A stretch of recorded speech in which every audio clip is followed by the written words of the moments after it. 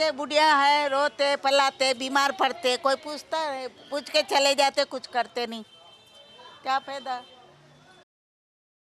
दिल्ली के बीचों बीच है स्वामी श्रद्धानंद मार्ग। जीबी रोड के नाम से मशहूर ये जगह कभी गास्टिन बैशन रोड कहलाती थी। भीड़ भरी उपेक्षित जगह एक सदी से ज्यादा समय से रेड लाइट इलाका है। लगभग अंधेरी पतली गलियों और उनसे लगे टूटे फूटे घर हताशा और निराशा के बीच अस्तित्व की जंग के चश्मदीद है। यहाँ यौन कारोबार चलता है।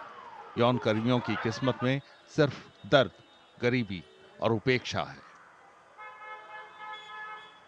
दिल्ली विधानसभा चुनाव नजदीक है, लेकिन चुनाव को लेकर जीबी रोड के यौन कर्मियों में कोई उत्साह नहीं। उन्हें शिकायत है कि हर चुनाव से पहले वादे तो किए जाते हैं, पर चुनाव के बाद भुला दिए जाते हैं। अब वो देंगे, अभी तक कोई दिया नहीं रे बेटा, कोई नहीं दिया अभी। कोई हमको राशन कार्ड बनाए, कुछ जमीन के कोई मकान दे दे, जीने का सारा यही होता है बुढ़िया का। हो गया, इंदिरा गांधी के थे हम जब से है, हम लोग आई एक से एक सरकार, एक से एक सरकार चले गई। अंग्रेजों के समय में जीबी रोड हार्डवेयर और मशीन कारोबार का गढ़ था। पुरानी दिल्ली रेलवे स्टेशन के नजदीक पड़ने वाली जगह धीरे धीरे यौन व्यापार का केंद्र बनती गई। इस सड़क पर करीब 74 वेश्यालयों में सैकड़ों महिलाएं रहती हैं। कई को तस्करी करके लाया गया है, तो कई जबरदस्ती यौन कारोबार में धकेली गई हैं। वे गंदे, तंग, बिना वेंटिलेशन वाले कमरों में रहने को मजबूर हैं। उनके लिए स्वास्थ्य सुविधाएं दूर की कौड़ी हैं।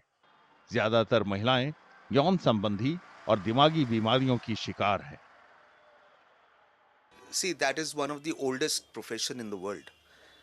This had been the oldest profession. You can't stop it. Moreover, the government should think to legalize it rather than, because you go and see the condition where these girls are staying. It's hell. I mean, in a small room of 5 by 5, there are 5 or 6 girls staying with no ventilation. जी upliftment of women तो बहुत बड़ी चीज़ है। हम दूसरी upliftment of women की बात करते हैं, बट हम जो ये हैं, they are the most unprivileged ones. GB road के दुकानदारों के लिए व्यापार करना भारी चुनौती है। खासकर महिलाएं और बच्चे यहां आने से कतराते हैं। ग्राहकों की कमी आय में कमी की वजह बन जाती है। दुकानदारों की आस पुराने, नियमित और थोक खरीदारों पर ही टिकी रहती है। हमें कोई समस्या नहीं है, पर कस्टमर को समस्या है। कस्टमर उसकी वजह से आता नहीं बाजार में, क्यों? उनके साथ रेड लाइट इलाके के साथ दलाल और जेब कतरे बहुत ज़्यादा हैं यहाँ। जिसकी एक बार जेब कट गई या किसी को लुट गया, वो दोबारा थोड़ी आएगा बाजार में।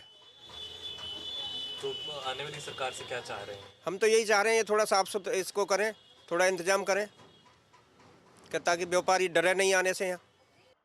कम खरीदारों की वजह अराजकता, सुरक्षा और बुनियादी सुविधा का अभाव भी है। ट्रैफिक है, कोई सिक्योरिटी नहीं है।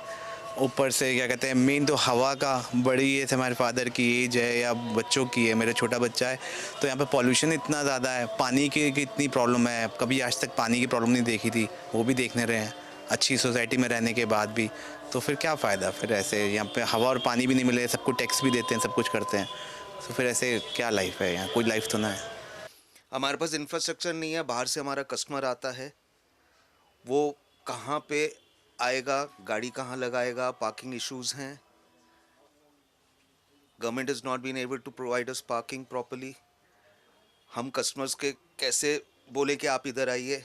जूझते हुए वो दिल्ली से बाहर से सेंट्रल दिल्ली आता है, पर उसको प्रॉपर पार्किंग नहीं मिलती है, प्रॉपर इंफ्रास्ट्रक्चर नहीं मिलता, तो वो कैसे काम करेगा? रेड लाइट इलाके का साया यहाँ की दुकानों पर पड़ रहा है। दुकानदार कथित कलंक भरे इलाके में व्यापार के सीमित मौकों से बाहर नहीं निकल पा रहे।